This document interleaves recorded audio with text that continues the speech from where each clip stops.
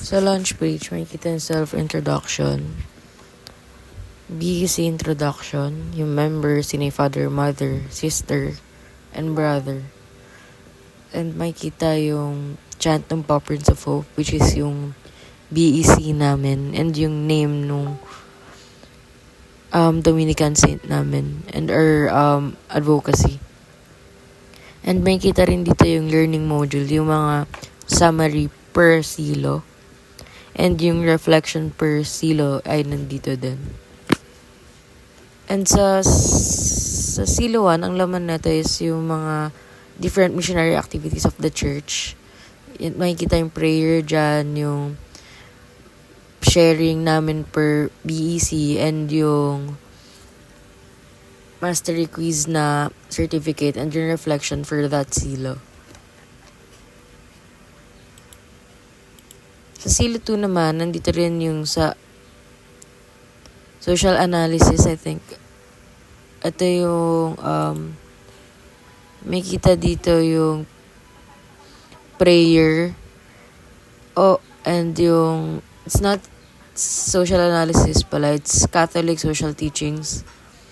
Themes, may kita yun dito. And yung certificate for our silo quiz. And yung reflection then for that silo ay nandito.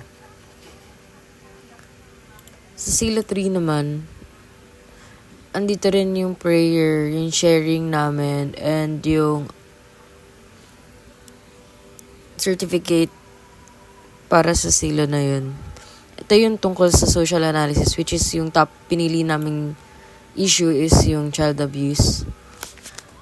Tapos, yung sa silo 4 naman, andito yung laudare, yung benedicere, which is yung pinost namin na pinapakita yung advocacy nung BEC namin, which is yung sa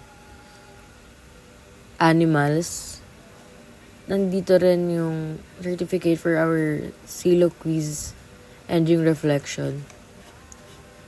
Sa silo 5 naman, dito yung send-off mass exposure picture, which is yung sa laudare. Yung sa benedicere, yung sharing namin per visits. And andito din yung reflection.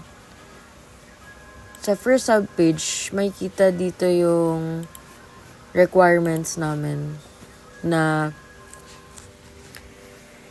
para sa exposure namin.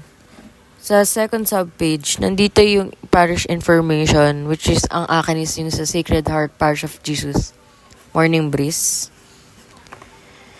Sa week 1, nandito yung encounter, reflection, and action namin for our visit 1. Ganun din sa visit 2, yung fourth subpage, which is yung week 2. Ganun din sa week 3, encounter, reflection, and action. And ganun din sa week 4. And sa social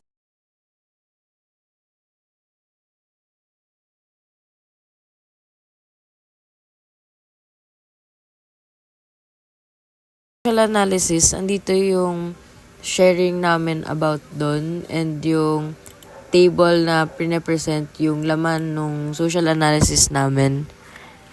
Tas andito rin yung reflection about that.